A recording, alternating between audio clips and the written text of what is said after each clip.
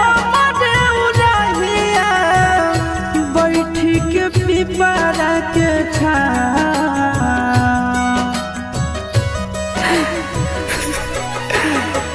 देखते होतई हमारे उड़हिया बैठी के पिपरा के रुक रुक